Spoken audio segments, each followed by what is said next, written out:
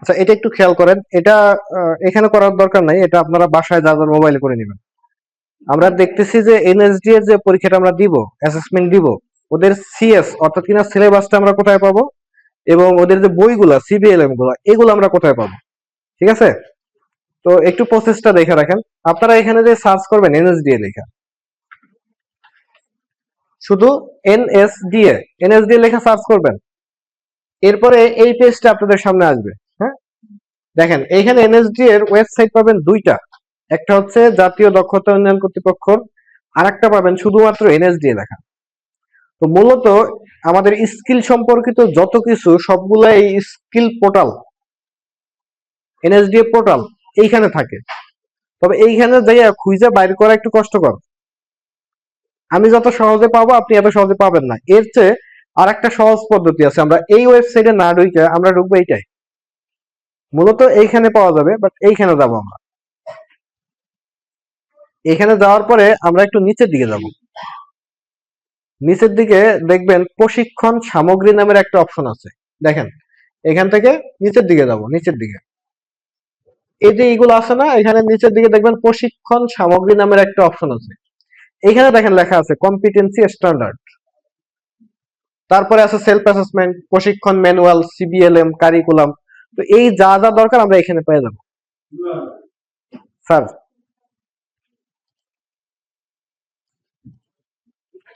আচ্ছা, এখান থেকে দেখেন আমাদের বুঝতে হবে যে আমার কি লাগবে। যদি সিএস লাগে, কম্পিটেন্সি স্ট্যান্ডার্ড লাগে, তাহলে কম্পিটেন্সি স্ট্যান্ডার্ডে যাব। যদি আমার সেলফ অ্যাসেসমেন্ট শিট লাগে, এটা আপনাদের লাগবে না। আপনাদের লাগবে কি প্রশিক্ষণ ম্যানুয়াল বা সিবিএলএম, এটা আপনাদের লাগবে। তাহলে আমরা এইখানে যাব। হ্যাঁ, আগে কম্পিটেন্সি, আচ্ছা এটা থেকে এটা আগে করি, দুইটাই ওপেন করি, দুইটা ট্যাবে দুইটা ওপেন করলাম। এখানে আমরা দিচ্ছি কি সিবিএলএম, এই নিচের দিকে যাব। যাওয়ার পরে এখন আমার বুঝতে হবে যে এখানে দেখেন সেক্টর আছে, অকুপেশন আছে, লেভেল আছে, আর ডাউনলোড লিংক আছে।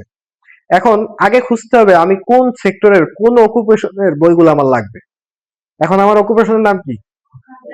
Graphic design. গ্রাফিক ডিজাইনটা মূলত আইসিটি সেক্টরের একটা occupation. Graphic design, computer operation, তারপরে web design, graphics for freelancing, IT support, এইগুলা সব হচ্ছে আইসিটি সেক্টরের আন্ডারে। তাহলে খুঁজে খুঁজে বার করতে হবে যে আইসিটি সেক্টরটা কোন জায়গায়। এটা হচ্ছে কনস্ট্রাকশন, ইনফরমাল, এই যে হচ্ছে আইসিটি। তো আইসিটির ভিতরে যত অকুপেশন আছে এইখানে লিস্টটা দেওয়া থাকবে। তো এখান থেকে খুঁজতে হবে যে আমার গ্রাফিক্স ডিজাইন যেটা সেটা কোন জায়গায় আছে। তো এই যে হচ্ছে আমার গ্রাফিক ডিজাইন। গ্রাফিক ডিজাইন কত? লেভেল 3। তো আমি এইটাই তো চাই। তো আমি কোথায় যাবো? ডাউনলোড হেয়ার, এখানে ক্লিক করব। ক্লিক করার পরে দেখেন এই যে এই 1 number, 2 number, 3 number, 4 number, 5 number, এই 5টা হচ্ছে আমার টোটাল সিবিএলএম। দেখেন প্রথম যে সিবিএলএম এটা হচ্ছে এরকম 131 পাতা এটা। আর এরপরে দ্বিতীয় নাম্বার সিবিএলএম যদি দেখি, এটা হচ্ছে 119 পাতা। এরকম প্রত্যেকটা টোটাল কয়টা?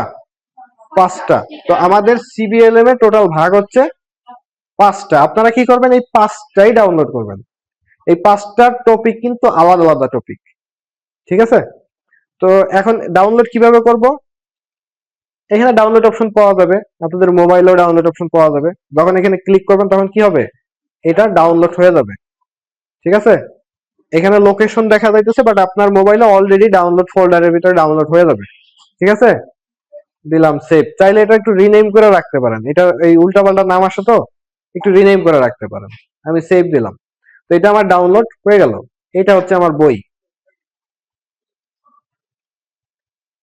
ঠিক আছে? এখানে সব কিছু দেওয়া আছে, কিভাবে কি কাজ বাজ আপনার করতে হবে। আচ্ছা, এটা হচ্ছে সিবিএলএম বাইর করলাম। এবার আমরা কি বাইর করব? সিএস, কম্পিটেন্সি স্ট্যান্ডার্ড বাইর করব। বুঝতে পারছেন কি কি প্রসেস? এনএসডি এর ওয়েবসাইটে যাব, নিচের দিকে স্ক্রল করে যাওয়ার পরে প্রশিক্ষণ সামগ্রী লেখা আছে, ওখান থেকে সিবিএলএম লাগবে, সিবিএলএম ক্লিক করব। তারপর আমরা সেক্টর বাইর করব যে আমরা কোন সেক্টরে আছি, অকুপেশন খুঁজবো, কোন অকুপেশন এটা লাগবে, কোন লেভেল এটা লাগবে।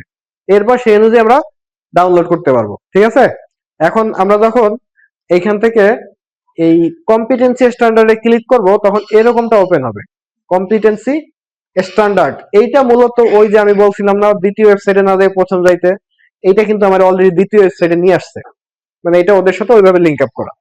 তো এখন দেখেন আমার লাগবে কি সিএস, তাই না? এইখানে দেখবেন ডকুমেন্ট টাইপ, এইখানে কম্পিটেন্সি স্ট্যান্ডার্ড সিলেক্ট করবেন, ডকুমেন্ট টাইপ আমার সিএস লাগবে। আমি কি করব, এখানে ক্লিক করব। ওই যে সিবিএলএম এখান থেকে ডাউনলোড করলাম না, এটা হচ্ছে একটু সাজানো আছে, বাট এটা কিন্তু এখান থেকেও পারা যায়। এই যে কম্পিটেন্সি বেসড লার্নিং মেটেরিয়াল, এখান থেকেও আপনি চাইলে ডাউনলোড করতে পারেন, সমস্যা হবে না। তো আমি এখান থেকে কম্পিটেন্সি স্ট্যান্ডার্ড ক্লিক করলাম, যেহেতু সিএস ডাউনলোড করব। তারপরে এখানে সেক্টর, আমাদের সেক্টর নাম কি, ICT, information communication technology select করে দিলাম। আইসিটি সেক্টরের একটা সিএস নামাবো। কোন অকুপেশন, এখানে আমরা অকুপেশনটা লিখে দিব কি, জিআরএ লিখলেই গ্রাফিক্স ডিজাইন, এটা চলে আসছে, ঠিক আছে? গ্রাফিক ডিজাইন দিলাম, ক্লিক। এইটুকু দিলেই হবে। সিএস দিবেন type, information and communication technology, আর হচ্ছে গ্রাফিক ডিজাইন। এইটা দিয়ে আপনি এখানে সার্চে ক্লিক করবেন, কারণ এইখানে যত অকুপেশন আছে সবগুলো অকুপেশনের সিএস, সিবিএলএম, ক্যাট, অনেক কিছু, এই সবগুলো এখানে আছে। তো এইটা আমরা কি করতেছি, একটা ফিল্টার করতেছি যাতে সহজে খুঁজে পাওয়া যায়, নাহলে তো খুঁজতে খুঁজতে অবস্থা খারাপ হয়ে যাবে। এখানে আপনারা দেখতে পারেন 58 পেজ আছে টোটাল, প্রতি পেজে 10টা করে ডকুমেন্ট আছে, সরি 83 পেজ আছে। তো অনেক ডকুমেন্ট না, এর ভিতর থেকে এইভাবে ফিল্টার করে বাইর করতে হবে। তো আমি এখানে সার্চে ক্লিক করলাম। এই সার্চে ক্লিক করার পরে দেখেন গ্রাফিক ডিজাইনের শুধু সিএস গুলাই এখানে আসছে, এই যে তিনটা দেখা যাইতেছে, এই তিনটাই সিএস, তিনটাই গ্রাফিক ডিজাইনের, তিনটাই আইসিটি সেক্টরের। এখন বিষয় আমি তিনটার কোনটা ডাউনলোড করব। আমি দেখবো এখন লেভেল, আমি কোন লেভেল এটা ডাউনলোড করবো। এখানে দেখেন লেভেল 2 আছে, 3 আছে, 4 আছে, তাহলে আমার লাগবে কোনটা, 3। তাহলে আমরা কি করবো, 3 বরাবর একেবারে ডান পাশে যাইয়া এই যে ডাউনলোড আছে আমি এখানে ক্লিক করে দিব। তাহলে আমার এটা কি হবে, ডাউনলোড হবে।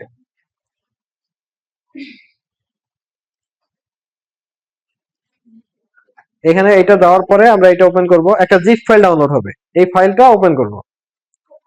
এইটা হচ্ছে আমার কি, সিএস, যেটা কম্পিটেন্সি স্ট্যান্ডার্ড। দেখেন এটাও টোটাল 59 পেজ। এই 59 পেজের ভিতরে দেখবেন যে প্রায় 20টা পেজ আছে কোনো কাজেরই না, মানে ওর ভিতরে আমার কোনো টপিকই নেই। এই ভূমিকা এই সেই করতে করতে 20টা পেজ এমনিই যাবে। এরপর বাকিগুলা টপিক, এই টপিকের ভিতর আবার বিস্তারিত বলা।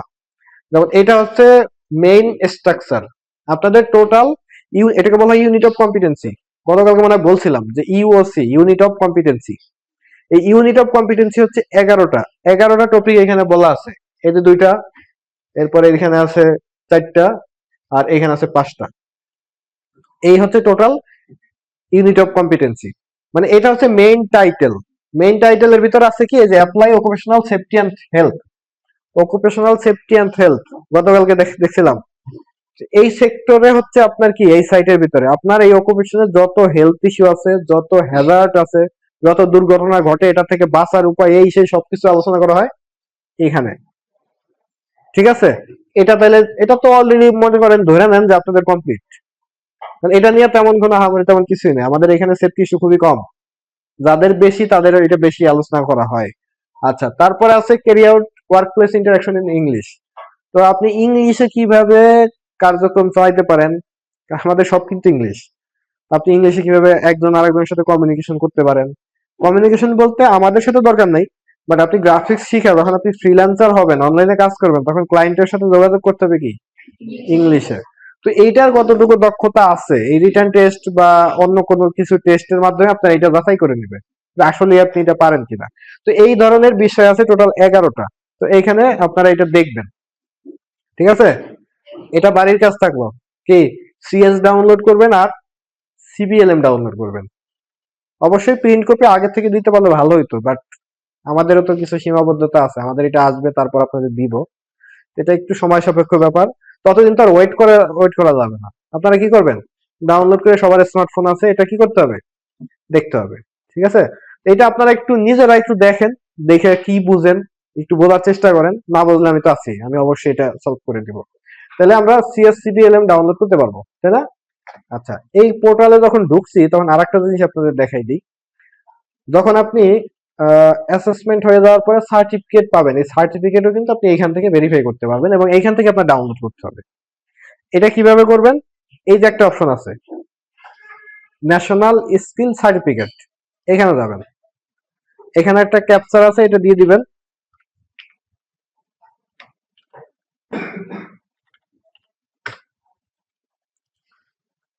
এখন এই যে কিছু অপশন আছে, registration number, mobile number, email, certificate, serial number, এই চারটার যে কোনো একটা যদি আপনার জানা থাকে সেটা লেখা সার্চ করলে আপনার সার্টিফিকেট চলে আসবে।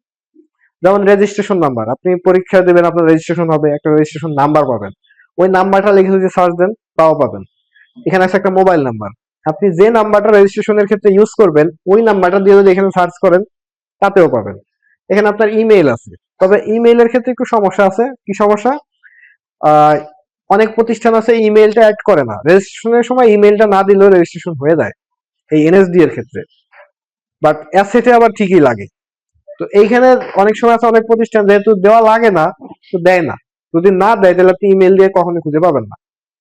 আর সার্টিফিকেট সিরিয়াল নাম্বার, এই সিরিয়াল নাম্বার তো তখনই পাবেন যখন আপনি সার্টিফিকেটটা দেখতে পারবেন, সার্টিফিকেটের উপরেই তো থাকবে সিরিয়াল নাম্বার, তো এটা তো আগে থেকে পাওয়ার কোনো সম্ভাবনাই নেই। তো আপনার এই তিনটা বিষয়ের উপর ফোকাস থাকতে হবে। তো সবচেয়ে বেশি ইফেক্টিভ কি? মোবাইল নাম্বার, এটা দিয়ে সার্চ করলে আপনি পাওয়া যাবেন, ঠিক আছে। আর ইমেল আপনাদের সমস্যা নেই, আপনাদের আমার যত স্টুডেন্ট আছে আমি সবার ক্ষেত্রে ইমেলটা দিয়ে দিই, সেই ইমেল দিয়ে সার্চ করলে এটা পাবে। এটা আমি দেই, এই একটা কারণেই দেই, যদি এখানে ইমেল দেয় সে পাওয়া যাবে, ঠিক আছে। এইভাবে হচ্ছে সার্টিফিকেটটা ডাউনলোড করা যায়। যেমন আমার নাম্বারটা যদি এখানে দেই, এটা সার্চ করলে আমার এখানে যে তিনটা সার্টিফিকেট আছে এখানে দিলেই কি হবে, ডাউনলোড হয়ে যাবে, বুঝা গেছে? হ্যাঁ, আপনাদের নাম্বার দিলে তো আর পাওয়া যাবে না, পাওয়া যাবে যদি কারো আগে এনএসডি এর কোনো কোর্স করা থাকে তারটা পাওয়া যাইতে পারে, ঠিক আছে। তো এইভাবে সার্টিফিকেটে দিতে হয়। আর সিএসআর সিবিএলএম কিভাবে করতে হয় এটা তো জানেন, সবাই এটা একটু করবেন বাসায় বসে, পারবেন তো? না পারলেও সমস্যা নাই, দরকার হলে আবার দেখাই দিব।